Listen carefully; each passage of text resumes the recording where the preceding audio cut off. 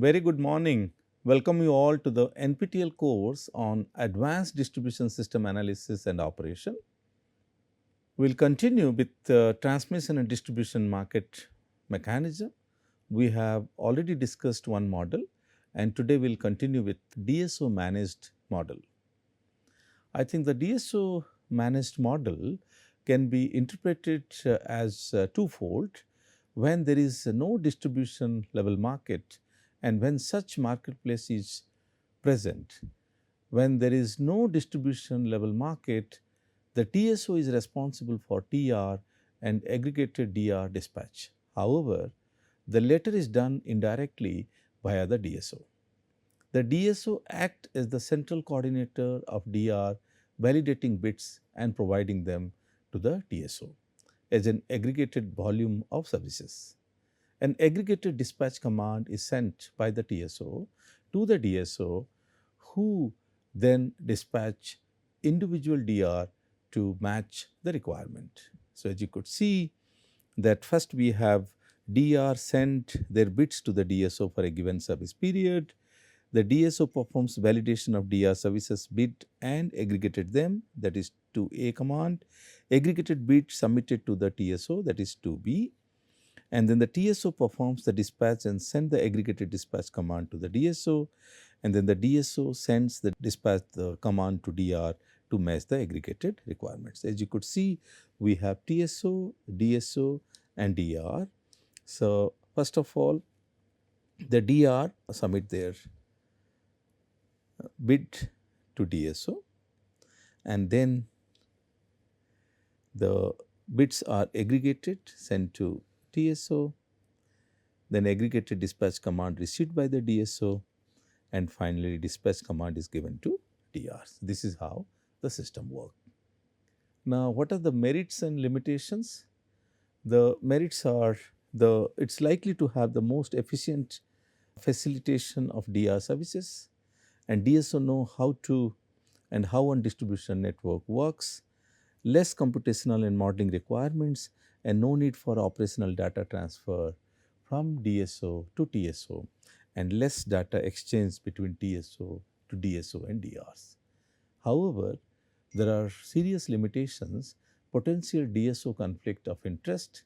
DSO lacks know-how on markets, and each DSO still has computational and modeling challenges with further complexity with distributed level markets. Now, we can move to TSO-DSO hybrid managed model. Now, in this model, the TSO is responsible for the DR and TR dispatch, that is a centralized dispatch, but it does not consider any distribution network aspects. The DSO is the entirely responsible for validating DR services bit to guarantee network integrity. Now, as we discussed earlier, DR sends their bits directly to the TSO for a given service period, and the DSO is informed about the bits, and the DSO performs the validation of DR services bit, that is 3A. Then it transmits the validation bit and request to the TSO 3B and to the DR 3B. The TSO performs the dispatch and sends the dispatch command to DR, that is 4. So, if you look into the operation TSO, DSO and DR. So, first of all, DR actually submit the bit to TSO, and then we also make sure that the validated bits are being submitted to TSO, and then bit visibility is received by the DSO, and then validated bits are received by the DR, and the dispatch commands are received from TSO to the DR, and that is how actually the TSO-DSO hybrid managed model works. Now, again there are limitations and merits, and the advantages are likely to have a more efficient facilitation of DR services, DSO know-how on distribution networks, less computational modeling requirements, and no need for operational data transfer from DSO to TSO. However, the limitations are potential DSO conflict of interest, as we discussed, more complex TSO-DSO coordination processes, and each DSO still has computational and modeling challenges. Now, initiatives for TSO-DSO coordination in Europe, we will get into descriptions, companies participating in pilot project for TSO-DSO cooperation, where the TSOs are such as ILIA, ELES, Transelectrica, APG, MABIR, EnergyNet.dk, and Terna. Similarly, the DSOs are ENDSA, SC, EDINA, and EDP. Market design solution providers such as CyberGrid GmbH, demand side response activities, N-Site, developing market design for procuring ancillary services as part of the SmartNet project. And similarly, investment made in such projects is Integrid, that is 14.53 euro, it is in millions, and SmartNet 12.66 million euro, and Syntec 500 million euro, and Coordinate 15 million euro investment. Now, what are the technical requirements for developing such models? First is hardware, software, and communication.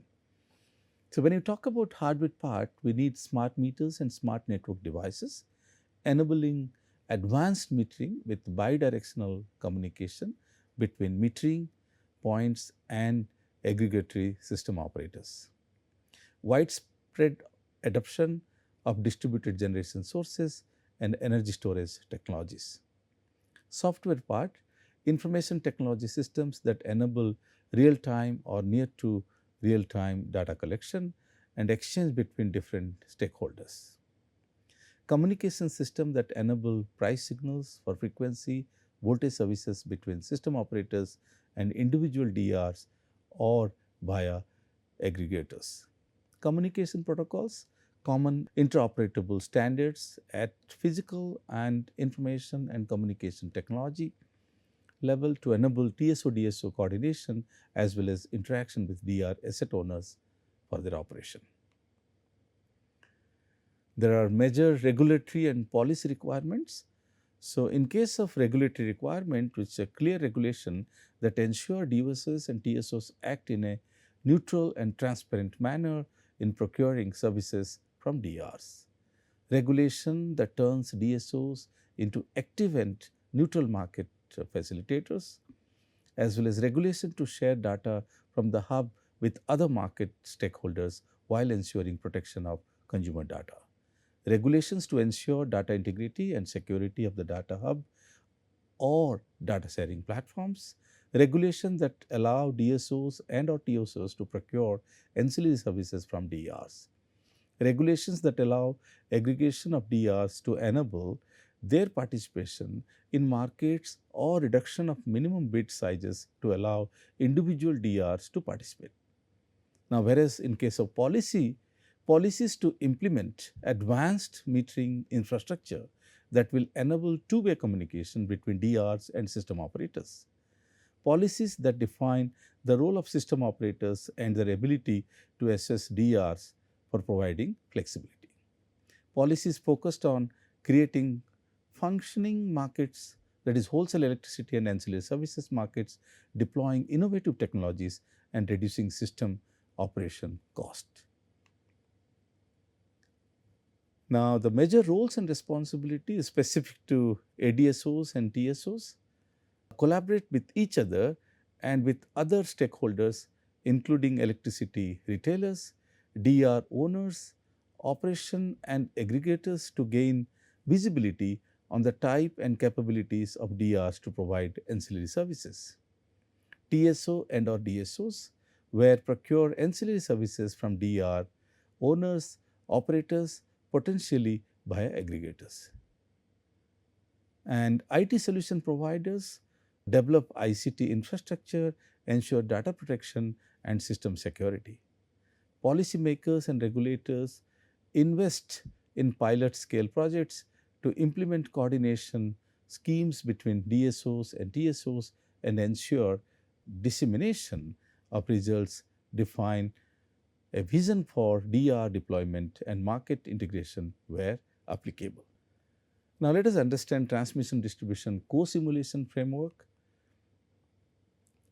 Now, in case of TSO-DSO coordination as an optimization problem, we have objective functions such as operational cost, which can be formulated through optimal power flow.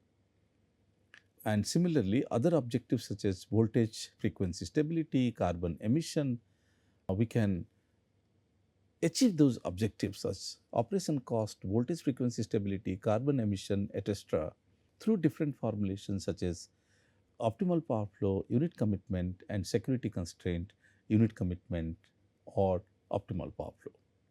Now, finding the optimal solution for the TSO-DSO coordination optimization problem is a crucial step towards ensuring the success of the whole TSO-DSO coordination approach. Their convergence capability directly impact the feasibility as well as the time and resource consumption of the implementation. Now, what are the mathematical algorithms we need to use? They are ADMM, ATC, BD, and column generation. And we use the solvers such as Ciplex, Gurabi, and Nitro, and FICO Express. And these are the different kind of tools we like to use. ADMM means alternating direction method of multipliers, ATC analytical target cascading, and BD is vendors decomposition.